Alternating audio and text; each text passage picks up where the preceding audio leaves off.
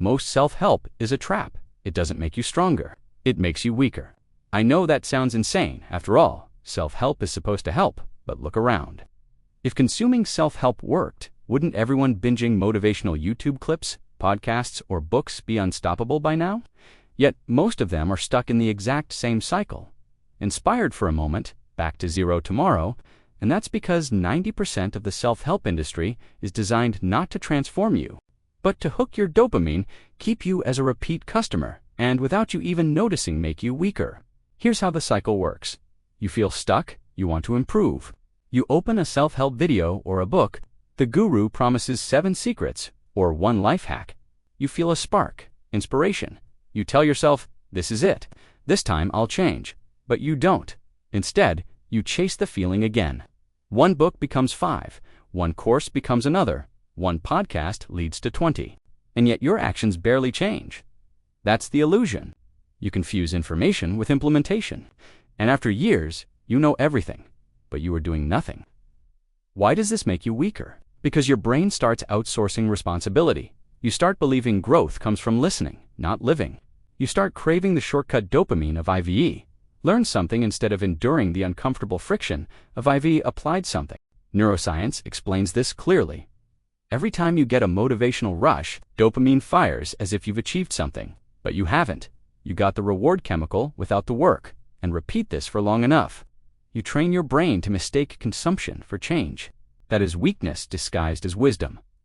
When I fell into this cycle, it was almost comical. I had journals full of notes from seminars, shelves stacked with self-help books. I could quote gurus line by line. Your habits shape you. Your network is your net worth. Success leaves clues.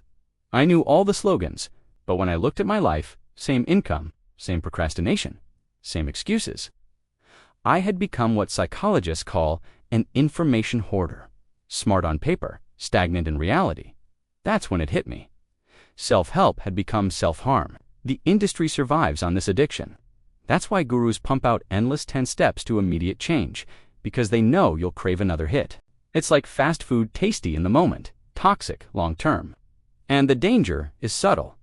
Self-help is just useful enough that you believe you're progressing, but not demanding enough to require actual transformation. So let's break down the specific ways 90% of self-help weakens you. First, it breeds passive motivation. You feel good listening, but never strengthen your action muscle. Real strength comes from stress plus recovery. Reading about courage isn't courage. Watching a mindset video isn't resilience. Action is passive consumption tricks you into skipping the gym of life. Second, it creates dependency.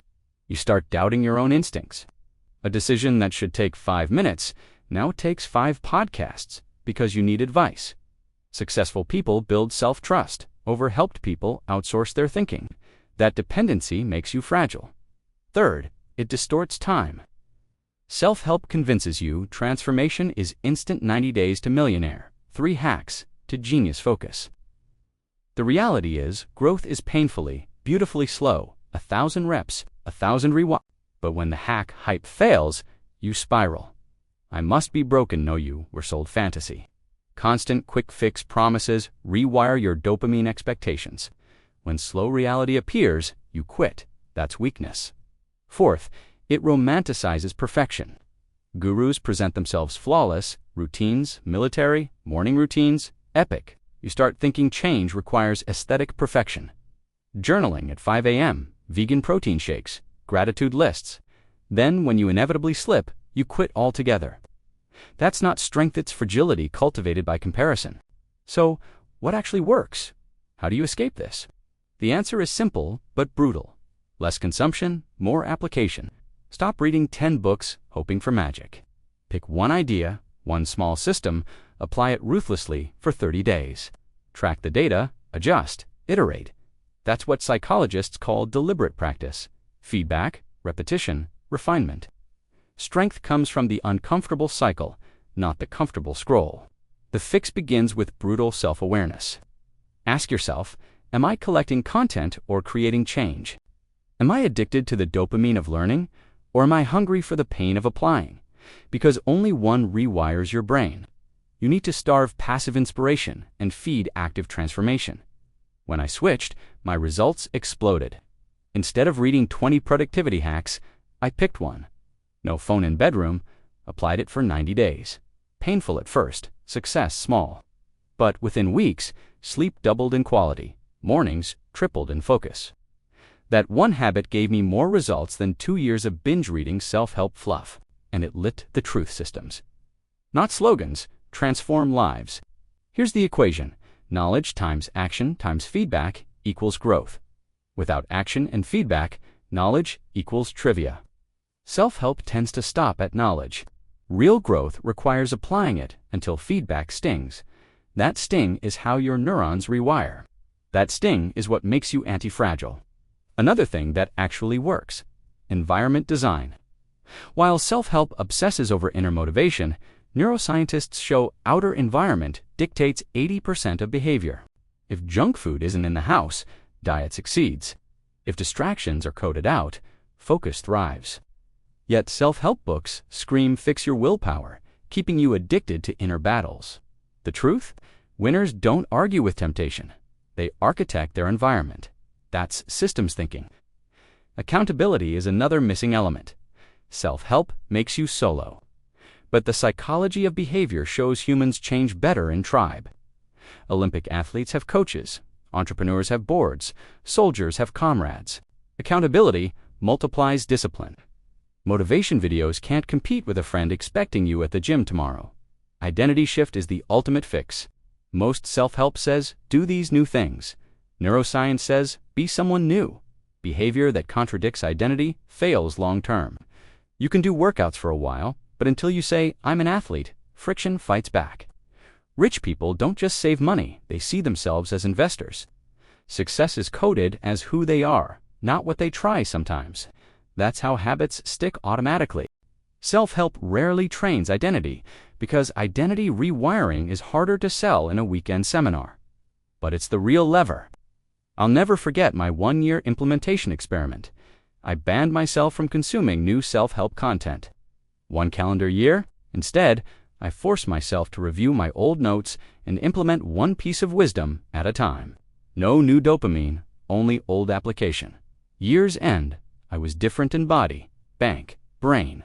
Not because I learned something new, but because I finally used what I already knew. Success never required another guru. It required acting on the knowledge, gathering dust. That's the uncomfortable secret.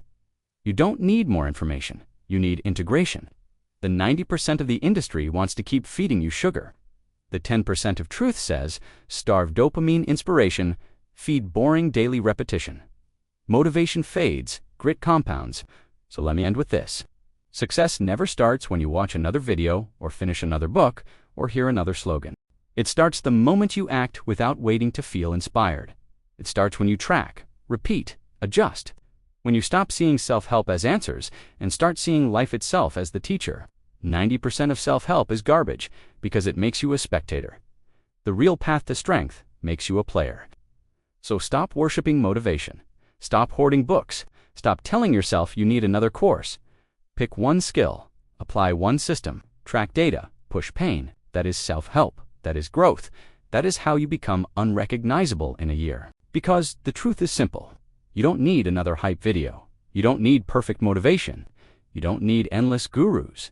You need to do the thing imperfectly every damn day. That's what works. That's what rewires your brain. And in 2 years, when people ask how you transformed, you'll smile and tell them, I stopped letting self-help make me weaker. I decided to get stronger every day instead.